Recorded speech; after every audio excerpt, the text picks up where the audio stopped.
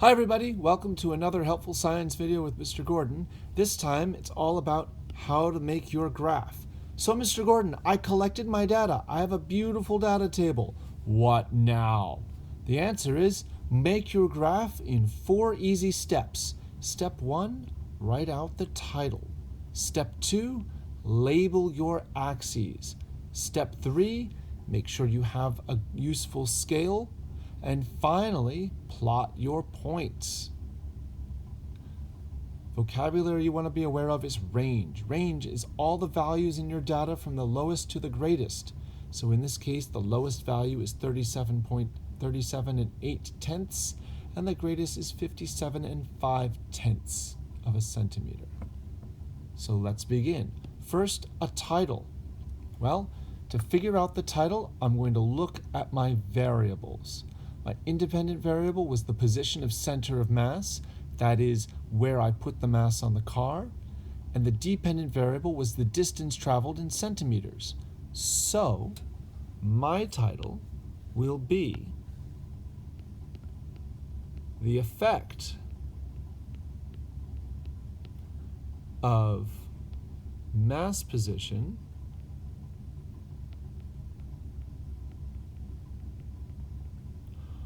on distance traveled. All right, that's the title. Next, I need to label my graph. Along the x-axis, I'm going to put my independent variable. So that's going to be the position of the center of mass. So this axis has center of mass position. And I had mass in the front, in the center, and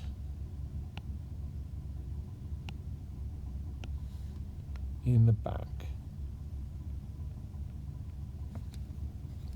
Note that when I say center of mass, I really just mean where I'm putting that weight, as it changes that single point that we measure the mass from.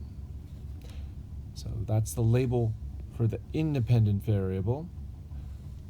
For the dependent variable, well, that was the distance traveled.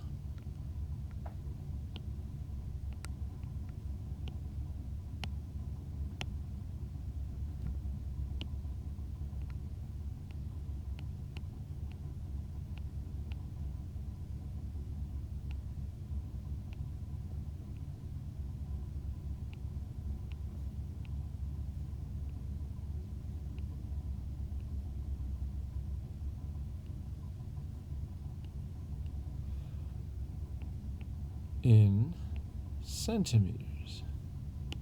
It's got a name and it's got units. Then I want to put a scale on here, and that's where I'm going to use that range. So I know my smallest number, because my range is all the values from the lowest to the greatest, that smallest number was 37 8/10.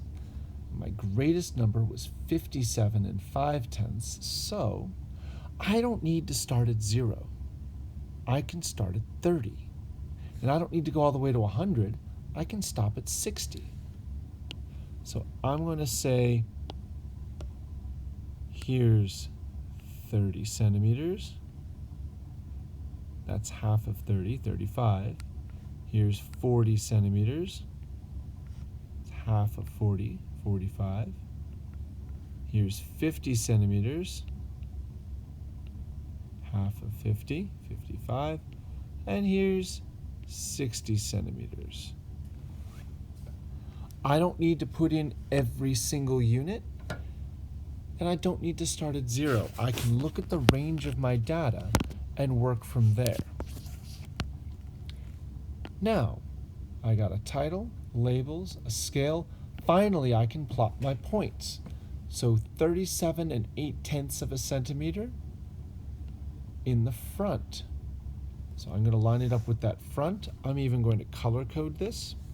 I'm going to say 37. It's a little bit more than 35. It's about halfway to 40. So I'll put my X right there. 43 and 0/10. Well, that's above 40, about halfway to 5. So I'll put my X right there. 41 and 0/10. That's very close to 40. I'll put my X right here. And you can see the range for the first level of the experiment. The least was 37, the greatest was 43. That's not a very big difference. It was pretty precise. Let's look at the middle level. 52, 52 and 52 and 0/10, 52 and 5/10, 52 and 3/10. That's very precise. Those landed very close together. So all three of them will be right near this 50 mark, just about halfway.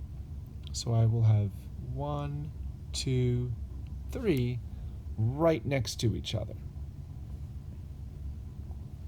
And then finally, for level 3, for the back, I can say 56 and 5/10, 56 and 4/10, 57 and 5/10. Again, that was very precise. So 55 is right here, 57 will be halfway. Here's 55, 57 will be halfway. And so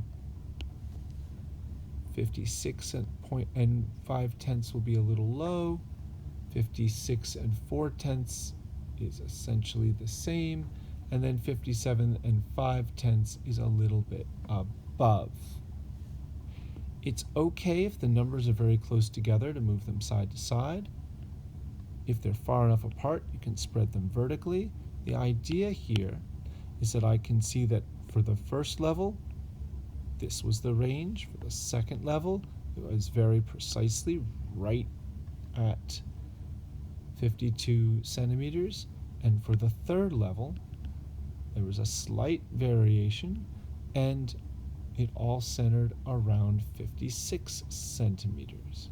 Here's the overall trend. It looks like when the mass was in the back, the car traveled a lot farther.